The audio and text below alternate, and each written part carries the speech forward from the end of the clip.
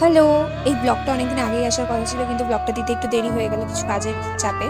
আমি 16 তারিখ চলে গিয়েছিলাম একটা রবীন্দ্র জয়ন্তীর অনুষ্ঠানে। এটা অর্গানাইজ করেছিল আন্টি, মানে আমি যেখানে নাচ শিখি সেই আন্টি।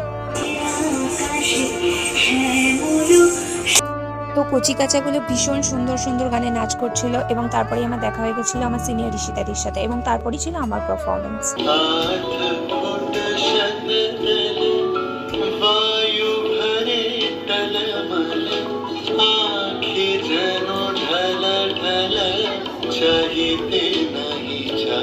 আর আমার পারফরমেন্স শেষ হওয়ার পর আমি এসে বসেছিলাম কিছুক্ষণ বাইরে, কারণ আমার চোখে একটা ইনফেকশন হয়েছিল, সো ওটার জন্য চোখটা ভীষণ চুলকাচ্ছিল।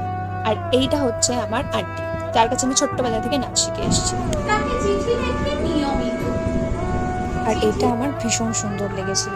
এইটা ছিল আমাদের টিফিন, আর সবকিছুর মাঝে এখানে সীতাদি দেখাচ্ছিল কিভাবে সিঙ্গারা খেতে হয়।